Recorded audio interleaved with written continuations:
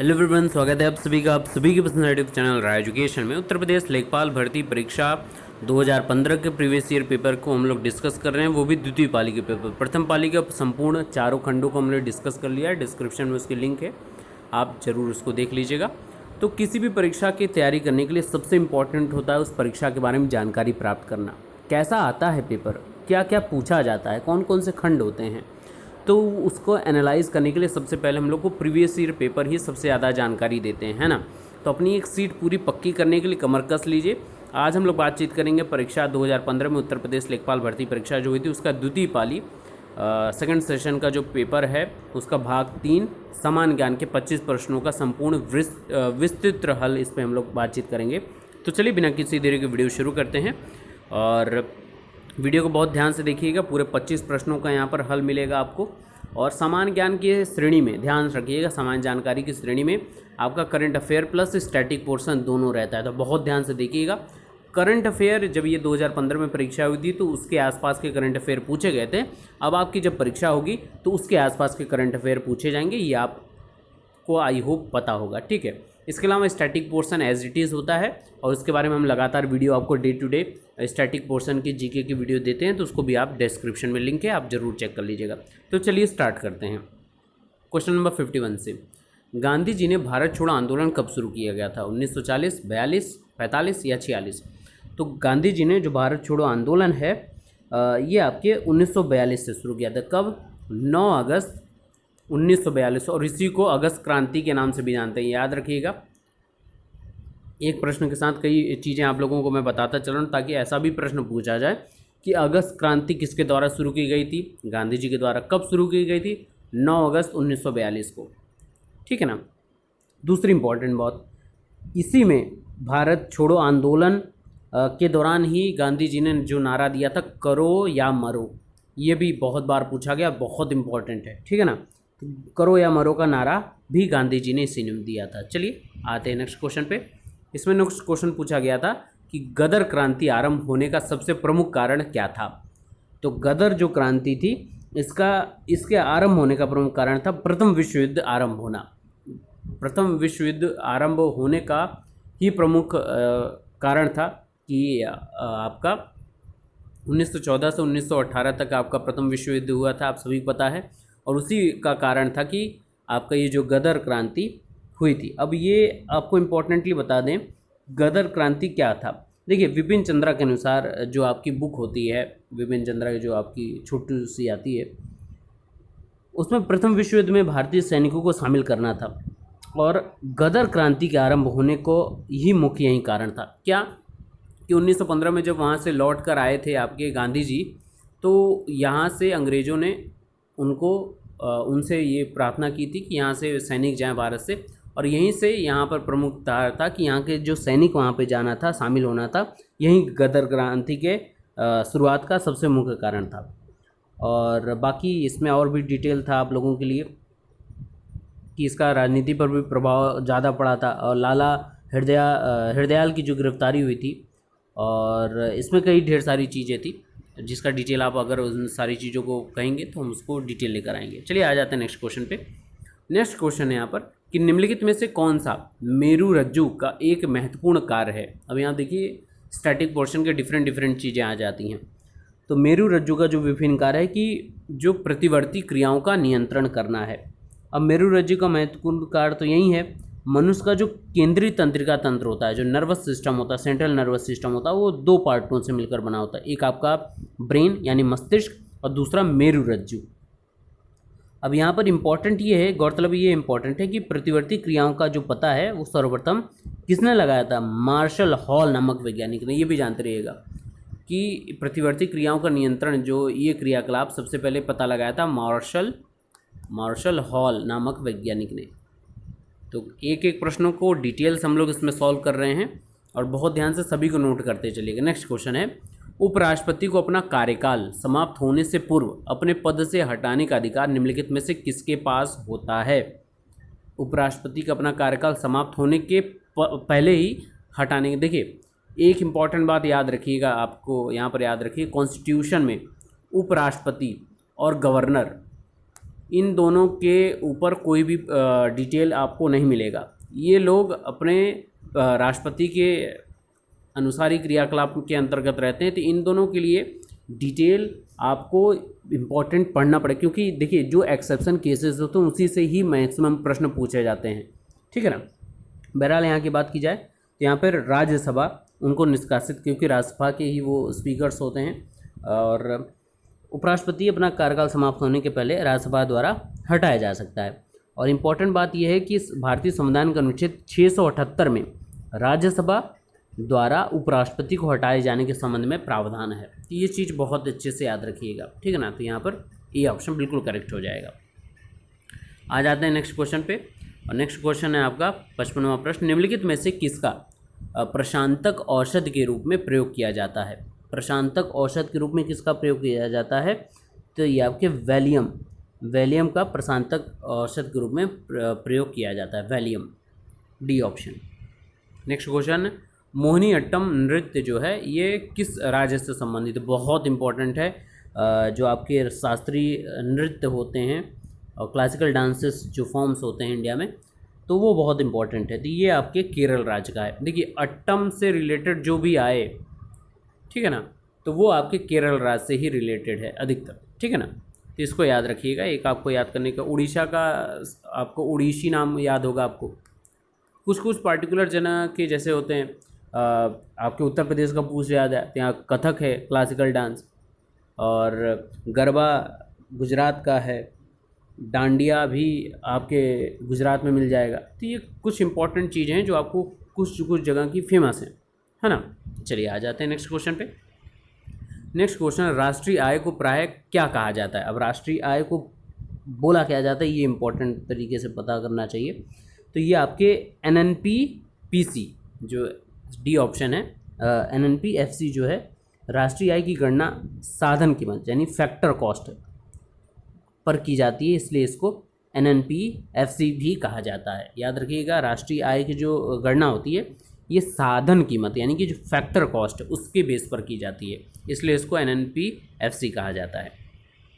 Next question है कि 15 मार्च 2015 को badminton championship Swiss grand prix gold के विजेता कौन थे? तो इसके विजेता आपके थे के श्रीकांत इसके विजेता थे। अब देखिए ये करंट अफेयर का क्वेश्चन है, तो 2015 से रिलेटेड, क्योंकि 2015 में ये परीक्षा हुई थी। आपकी जब भी ये परीक्षा होगी तो उस टाइम के करंट अफेयर को बहुत ध्यान से रखिएगा, ठीक है ना। चलिए आगे चलते हैं नेक्स्ट क्वेश्चन पे। नेक्स्ट क्वेश्चन है 59 नंबर। काबिनी, हेमवती और अमरावती कौन सी नदी की सहायक नदियां हैं?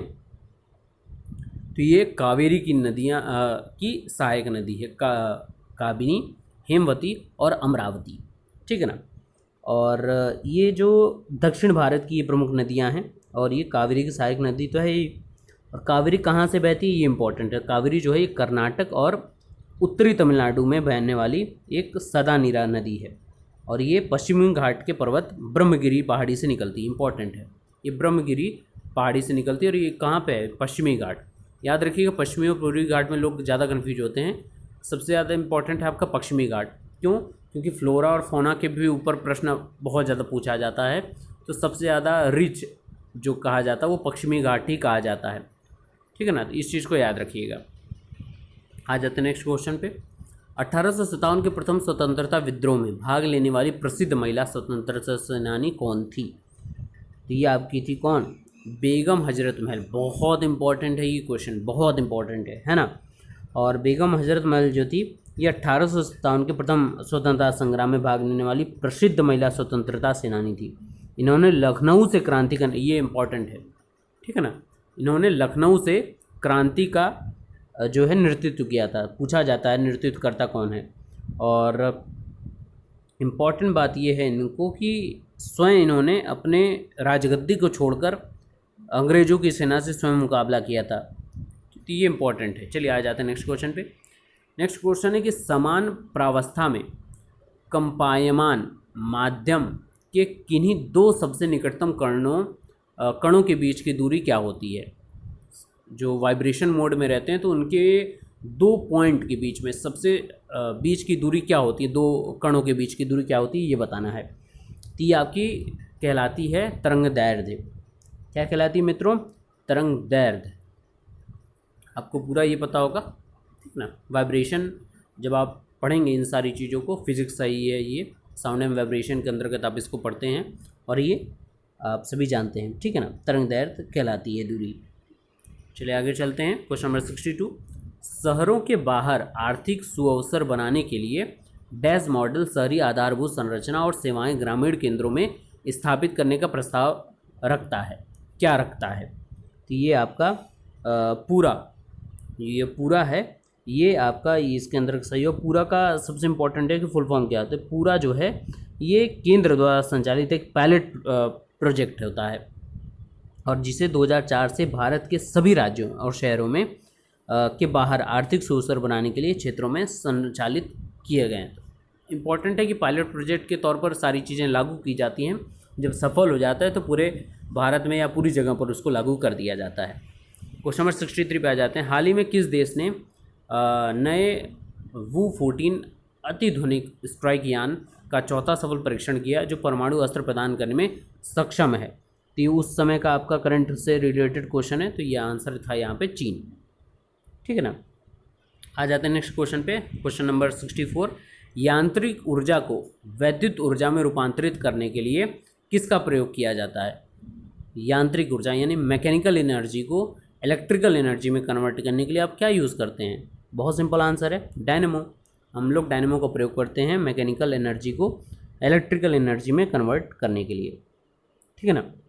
अब डायनेमो तो छोटा फॉर्म है, इसका बड़ा अगर फॉर्म करेंगे तो बड़ा फॉर्म आपका जनरेटर है। अगर जिनको डायनेमो ना समझ में आए तो बड़े फॉर्म में आप समझ सकते हैं कि जनरेटर का ही एक रूप है, ठीक है ना। और जनरेटर का क्या काम होता है? मैकेनिकल, मशीन घूमती है फिर वो इलेक्ट्रिक एनर्जी प्रोड्यूस करती है और इसका जो ये ऊर्जा है इसके फैराडे के नियम के अनुसार ये सारे क्रियाकलाप होते हैं, ठीक है ना। नियम भी जानते रहिएगा। नेक्स्ट क्वेश्चन पे आ जाते हैं। निम्नलिखित में से कौन सा देश का संसार में धान उत्पादन में दूसरा स्थान है? किस देश का पूरे विश्व में दूसरे नंबर पर है? तो ये आपका भारत है, धान प्रोडक्शन में दूसरे नंबर पर। और ये आंकड़े आपका विश्व में बदलते रहते हैं, कभी आगे पीछे। तो उस समय की बात अगर मैं कहूँ, सबसे ज़्यादा चीन प्रोडक्शन के मामले में था, दूसरे नंबर पे आपका भारत। आ जाते हैं, चलते हैं नेक्स्ट क्वेश्चन की तरफ। वर्ष 2015 के सर्वोत्तम कल्याण संगठन पुरस्कार से किसको सम्मानित किया गया? तो ये जो पुरस्कार, ये national union of seafarers of India, national union of seafarers of India को इस प्रकार से सम्मानित किया गया। तो ये भी करंट अफेयर का क्वेश्चन है, ठीक है ना। तो करंट अफेयर देख रहे होंगे आप, एनालाइज कर रहे होंगे कि मैक्सिमम क्वेश्चन जो है करंट अफेयर से भी आ रहे हैं। कम से कम अभी तक 3-4 से क्वेश्चन आप देख चुके होंगे और बाकी की स्टैटिक पोर्शन भी अपना बहुत मायने रखता है। अगर आप 20 प्रश्नों में देखेंगे तो 20 प्रश्नों में लगभग मैं कहूँगा कि 18-7 का रेशियो चलेगा स्टैटिक की, 18 प्रश्न तो 7 करंट अफेयर के भी क्वेश्चन आपको देखने को मिल सकते हैं। नेक्स्ट क्वेश्चन, निम्नलिखित में से किसको लोकनायक के रूप में जाना जाता है? बहुत इंपॉर्टेंट है ये प्रश्न।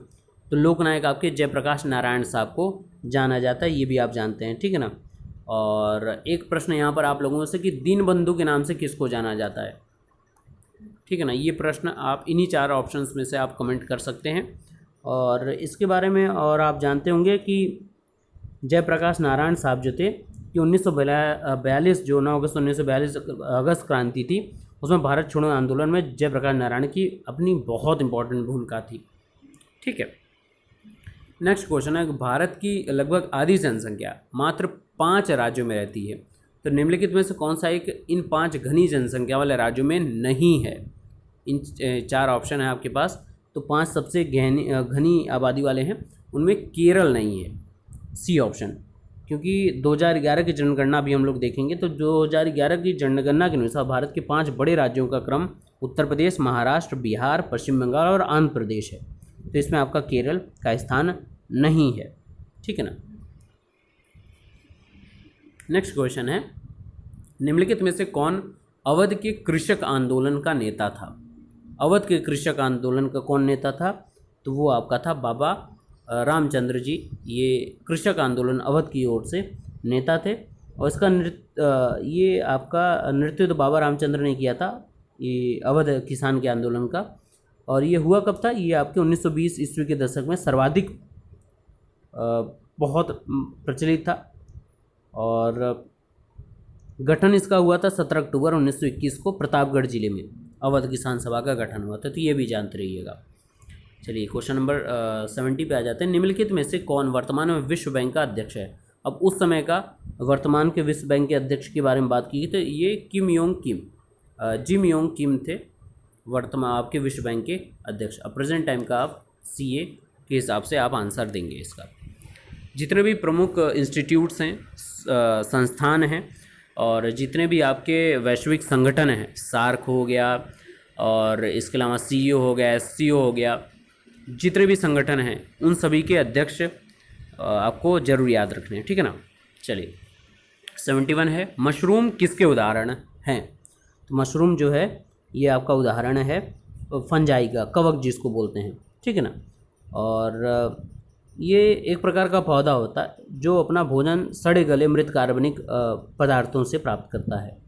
और इनका सबसे बड़ा जो लाभ होता है संसार के, ये अपमार्जक के रूप में कार्य करते हैं, यानी कि जो जो चीज़ें आपकी सड़ी गली उनसे सोर्स से अपना इकट्ठा कर ये खिलते हैं और ये मशरूम का रूप लेते हैं। तो ये फंजाई है एक प्रकार का, ठीक है ना, जिसको हिंदी में कवक बोलते हैं। क्वेश्चन नंबर 72 पे आ जाते हैं। दिल्ली मेट्रो को अपनी प्रथम ड्राइवर रहित रेलगाड़ी किस देश से प्राप्त हुई है? तो ये आप स्टैटिक पोर्शन के अंतर्गत भी ले सकते हैं और उस समय का करंट अफेयर का क्वेश्चन रहा होगा। ये आपके दक्षिण कोरिया से प्रथम मिला था और ये उद्घाटन जून 2015 में किया गया था, इस वजह से ये करंट का हिस्सा है। क्वेश्चन नंबर 73 पे आ जाते हैं। भारत में पंचायती राज स्थापित करने वाले प्रथम 2 राज्य कौन कौन से? बहुत इंपॉर्टेंट क्वेश्चन है मित्रों ये। तो ये प्रथम 2 राज्य हैं राजस्थान और आंध्र प्रदेश, बहुत इंपॉर्टेंट है। राजस्थान और आंध्र प्रदेश जो हैं ये भारत में पंचायती राज स्थापित करने वाले प्रथम 2 राज्य हैं। और इम्पॉर्टेंट ये है कि बलवंत राय मेहता जो समिति थी उसकी रिपोर्ट के आधार पर ये 2 अक्टूबर 1959 को राजस्थान के नागौर जिलों में पंचायती राज प्रणाली का शुभारंभ किया गया। ये इम्पॉर्टेंट याद रखिएगा, नागौर जिला राजस्थान। चलिए आ जाते हैं नेक्स्ट क्वेश्चन पे। भारत ने पृथ्वी के धरातल का कितना प्रतिशत घेरा हुआ है? अब याद रखिएगा, भारत का यहाँ पर पूछा जा रहा है, ठीक है ना। तो भारत जो है पृथ्वी के धरातल का 2.4 टोटल एरिया भारत का प्रतिशत है पूरे पृथ्वी के धरातल का। और क्षेत्रफल के आधार पर अगर देखा जाए तो विश्व का 7वां सबसे बड़ा देश है, और जिसमें आपका सबसे बड़ा जो देश है वो आपका रसिया है, ठीक है ना। चलिए आ जाते हैं क्वेश्चन नंबर 75 पे। अशोक के आक्रमण के दौरान कलिंग की राजधानी कौन सी थी? बहुत इंपॉर्टेंट क्वेश्चन है ये, इससे आता है आपके। तो इसका करेक्ट आंसर है तोशाली। जो पूर्वी प्रांत था कलिंग, उसकी राजधानी थी तोशाली। और अशोक ने 261 ईसा पूर्व में कलिंग पर आक्रमण किया था जिसकी राजधानी तोशाली थी, ठीक है ना। तो ये आपके 25 प्रश्न रहे आपके स्टैटिक पोर्शन से, जो आपके 25 प्रश्न आते हैं। और ये भाग तीसरा था द्वितीय पाली का। प्रथम पाली के पूरे 4 खंड आपको डिस्क्रिप्शन मिल जाएंगे। बाकी वीडियो अच्छा लगा हो, आपने पेशेंसफुली देखा हो उसको, तो लाइक कर दीजिएगा। चैनल पर हैं तो चैनल सब्सक्राइब करके बेल आइकन को प्रेस कर लीजिए, ताकि मैं जब भी ऐसी वीडियो आऊँ लेकर आपको तुरंत उसका नोटिफिकेशन प्राप्त हो जाए। वीडियो को शेयर कर दीजिएगा हर WhatsApp group, Facebook group, Telegram group में। बाकी डिटेल के लिए आप डिस्क्रिप्शन चेकआउट कर सकते हैं। कई ढेर सारी ट्रिक्स हैं, जीके की कई इंपॉर्टेंट ट्रिक्स हैं, मैथ की कई इंपॉर्टेंट ट्रिक्स हैं, जिसको आप देखकर अपनी परीक्षा की तैयारी में और भी कमर कस सकते हैं। Best of luck, thank you so much.